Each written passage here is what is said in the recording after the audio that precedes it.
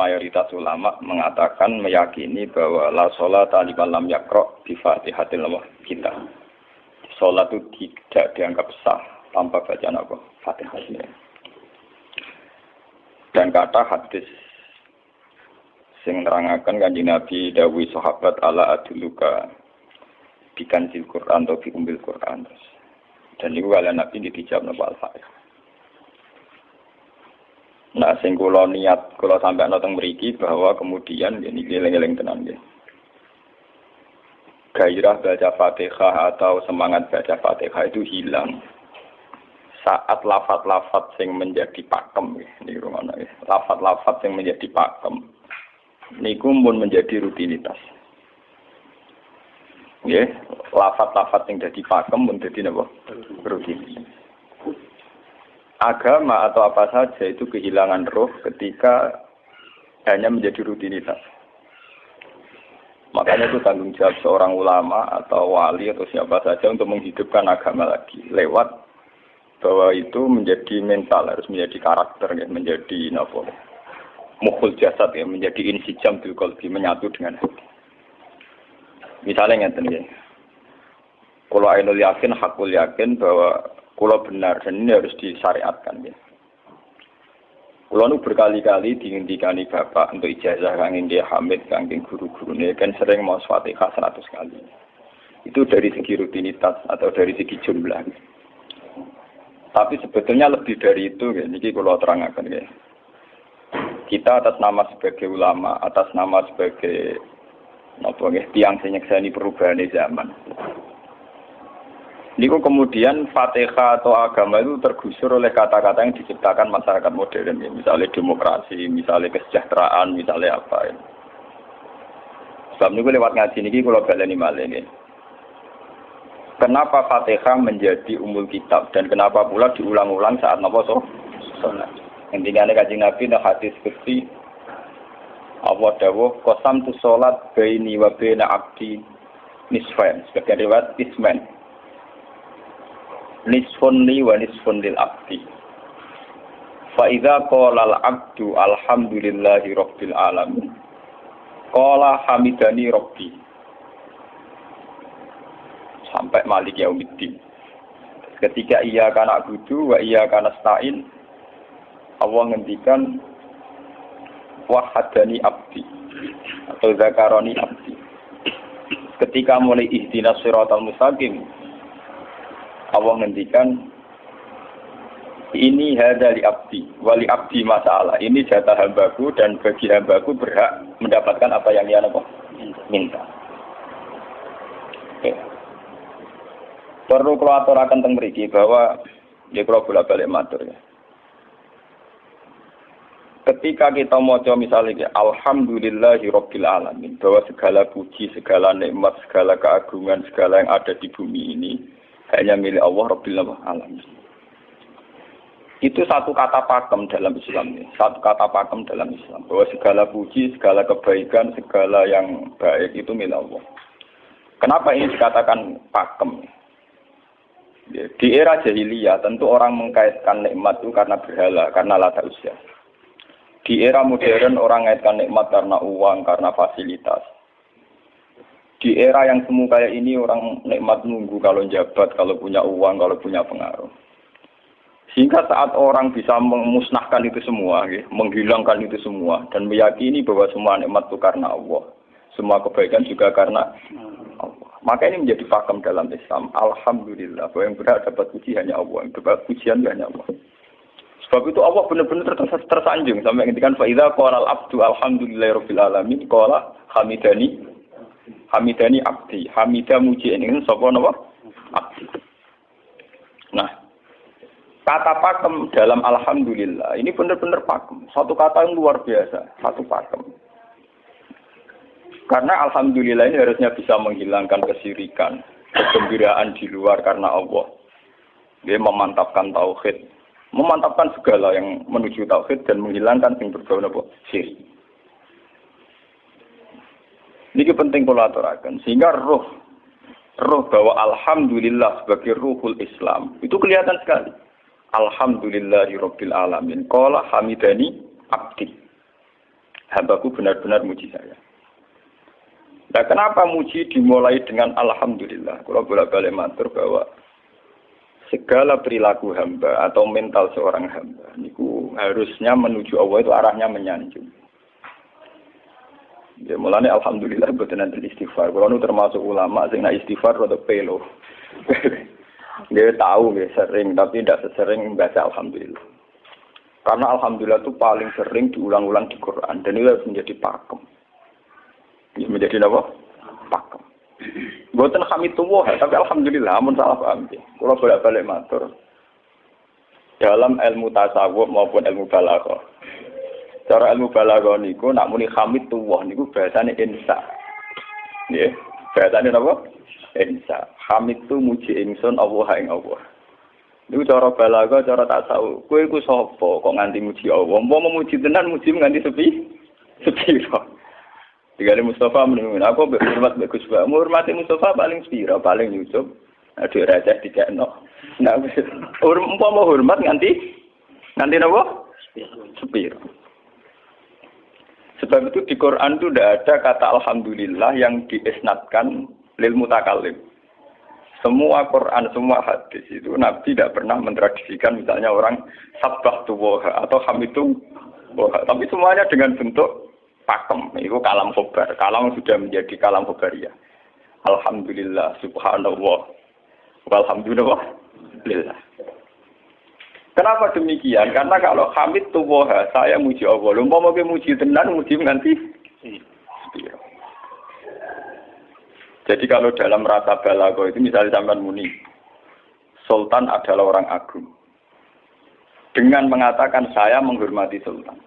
Itu beda sekali. Kalau saya menghormati Sultan artinya saya pribadi menghormati Sultan, mbah wong liya. Atau kowe menghormati Sultan oleh menghormati nganti sepi. Beda kalau dipakemkan. Dipakemkan gini, Sultan adalah manusia agung. Gitu. Itu semua orang yang menyalahkan Sultan itu salah. Kalau buatan Republikan, buatan Sultan ini maksud kalau ini bahasa. Apa contohnya ganti SBY itu kalah. Prabowo. Ini kalau balen balen. Ini sampean ngerti. Saya di sini dalam promosi. Kenapa Fatihah benar-benar begitu terhormat? Begitu hebat di mata Allah. Bersama ngerti asal usulnya. Kalau jadi rutinitas itu kita akan kehilangan apa? Gairah, kehilangan apa? Roh. Kalau baleni. Kalau mau kan menwatir, Fatihah itu semuanya pakai kata pakem, kata dasar. Secara konstitusi itu kaitannya undang-undang apa? Dasar. Faiza qala al-abdu ini terhadis kunci. Alhamdulillah qala hamidani abdi. Hambaku muji. Pengiran tersanjung sekali. Nah, saat ini kan secara tasawuf, secara ilmu hakikat, bahkan secara ilmu lughat, ilmu napa lughat kados balaghah. Itu kenapa tidak hamid tuwah? Saya muji Allah. Karena umpama kowe muji nganti sepi. Yang misalnya aku di duit 1 juta. Terus aku muji pangeran. Berarti pangeran tarifnya mau napa? 1 juta. Nah, jadi caleg DPR Bantul berarti pangeran tarifnya mau terima napa? DPR. Iku umpama muji. Tapi beda kalau dipakemkan. Kalau dipakemkan itu tadi misalnya sampean mengatakan Sultan adalah manusia agung. Itu siapa saja menghina kesannya salah. Allah adalah zat yang harus disembah. Allah adalah tempat tujuan akhir. Allah wis. Itu tidak ada di kata-kata manusia muslim meyakini Allah wis. Tapi tidak ada kata-kata manusia muslim atau manusia mukmin meyakini Allah wis. Tapi dipakemkan Allah wis. Memang Allah benar-benar zat yang menjadi tujuan akhir. Paham ya Gus Nanda? Dan wiridan untuk mandi tak ijazahi.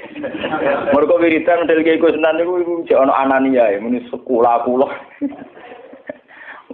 Makanya dalam tasawuf kemudian dikenal makam fana, makam yang menghilangkan diri sendiri total di depan kebesaran Allah.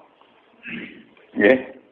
Karena kena muni saya, umpama tenan ke hormat itu nganti sepi. Wes ngono cek umat-umatan. Lagi di duwe, lagi di rezeki muni hamidullah. Dalam lagi ra duwe napa? Rezeki. Sehingga alhamdulillah dipakemkan sebagai konstitusi, sebagai dasar. Alhamdulillah. Begitu seterusnya, Ar-Rahmanir Rahim, Maliki Yaumiddin, semuanya pakai kata pakem. Bahwa ini Pancasila, konstitusi negara, bahwa ini presiden orang agung misalnya, ini ulama orang agung. Itu lebih pakem ketimbang sampai mengatakan saya hormat presiden, saya hormat sultan. Karena saya ini kan kemudian sebatas makna sih. Saya yang dimaksud wa ma qadarullah haqqan qadri. Mereka tidak bisa mendudukkan Allah sesuai tingkat kehormatannya Allah, sesuai tingkat kebesaran apa. Sebab itu Nabi kalau ngajari itu semuanya alhamdulillah subhanallah. Sama nanti pun ngertas hadis tadi Nabi Hamidullah atau Sabtu, bukan nanti semuanya pakai redaksi pakem. Ya, pakai redaksi apa? Pakem. Lah sing ora redaksi pakem iku namung lafaz-lafaz istighfar, memang kaitane dengan makhluk. Kowe muni astagfirullah, kula nyuwun sepura Gusti. Angger muni nyuwun sepura mesti kepentingane khazun nasi nang di sepura nang di swarga nang kelon berita dari itu mesti begitu. Paham ya? Sebab itu Quran sing pakem-pakem ora ana bakat istighfar. Quran sing pakem nang pinten sekitar 7. Niku termasuk Fatihah. Nggih, ayat kursi. Jadi yang pakem-pakem itu mesti tidak ada yang mengaitkan dengan makhluk. Surat apa ya? Suka ana bakat manusa blas. Sebab niku kula bolak-balik cerita kathah sing cerita teng dunia tasawuf teng hadis-hadis. Wonten tiyang mlebu neraka. Wis entek ngamek dene ora tau apik mlebu neraka. Ning neraka men wiridan ya Hanan ya Manan ya Hanan. Dan dia nikmati wiridan iki. Jadi malaikat kan pusing. Ini orang di neraka tetap muji Tuhan. Ya santai mawon ya neraka muji wiridan. Terus pangeran malaikat, kowe tahu roh kawulaku sing neraka sik muji itu. Ya ngertos Gusti kula ge janggal. Oh neraka kok muji terus. Terus akhirnya tak kok iwak pengiran. Lha tak lebonan neraka sik muji aku. Lha nopo hubungane neraka mek kula. Hubungane kula mek jenengan nggih muji. Kula neraka dia mboten enten apa? Kalau lah perasaan yang ngoten, saya sebagai orang alim perasaan gua. Umpama malaikat Jibril ngandani aku, hak aku min ahli nar, bukan nanti mengaruh. Apa kalau misalnya sudah begitu, saya tidak boleh muji Tuhan, saya tidak boleh nyembah Tuhan. Nyembah Tuhan itu hukum pakem, hukum apa? Pakem, tidak ada kaitannya dengan neraka atau apa? Seperti saya harus mengatakan 2 tambah 2 itu 4. Saya dapat jadi apa enggak? Saya kalau waras mengatakan 2 tambah 2 apa? 4. Paham ya? Sama seperti saya harus mengatakan Allah itu satu, Allah as-somad, Allah al-haq. Saya dapat surga apa enggak, ya harus tetap begitu. Akhirnya pengiran takok, lha kowe amen nyembah aku, amen muji aku piye? Mungkin nen neraka. Oh, jadi malah diterangno pengiran, lha apa hubungannya Gusti kula ning neraka mek muji? Maksudnya ada hubungan. Nah, jenenge kawula ya tetep muji napa? Gusti Allah. Nah, ini pentingnya alhamdulillah. Dengan kata pakem, yaitu bahwa cara bahasa balaghah jenis kalam khobar, kalam sudah dipakemkan, nggak bisa rubah, harus alhamdulillah. Itu hamidani abdi.